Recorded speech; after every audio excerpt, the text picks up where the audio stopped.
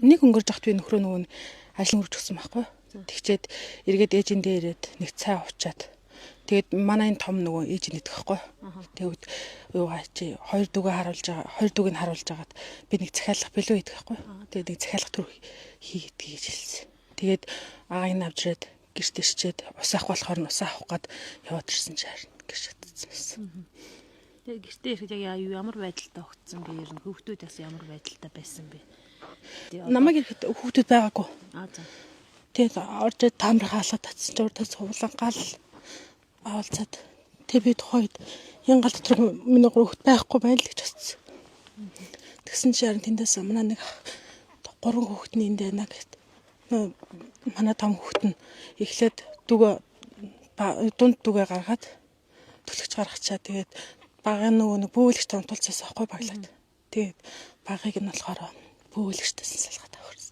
За тэгээд таны олон настай хүү бас маш баатардаг зүйлс хийсэн ба штэ. Хүүхдээс тухайн үед бас айд сандарсан байх та. Харин тэр оройно жоохон шокнд орсон байдалтай байгаадс.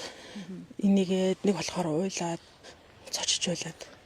Ер нь цахилгааны мас яагаад өсч үү те? Ер нь та нар анзаарах. Уйлаа манайх бусгаадалтай авахгүй юу? Тэгээд тухайн үед яагаад тийм мас гарсансан гэдэггүй. Зургтны дороос л мас гарсан гэж хэлсэн. Тэгээд манай ажлаар зүрж болсон. Манай хурш ах нөгөө гэрээ хартлаас утаа гараад ахаар нь ороод ирсэн чинь танаа хартлаасаа шатчихсан гэж хэлсэн. Тэгэхээр ажил хөдөлмөр гэдэг залуу гэр бүлчсэн өвлийн хүйтэн бас гэр оронгой болсон байна тий. Бас энэ асуудал дээр бас ямар хүмүүс дэмжлэг үзэл. Аав ээж ах дүү нутгийн зоноолно тий ажлаа хамт олно. Туруу дүмнийхээ буйнд ямар ч орхоортой болсон.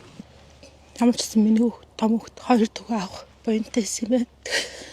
3 хүүхд минь амд гарсанд нь л баярлж байна. Ээж усан тавцсан байгаад жогдны дороос мас гараад гасан зөө тэгээд ууц цацсан жон гар бүү ихсэдэсэн зөө тэгээд дараа тэр хэр бав дугээ гаргаж тэгээд унчээсэн хамгийн баг дугээ ингээд тавьж гараад тэгээд манай гэр шатсан.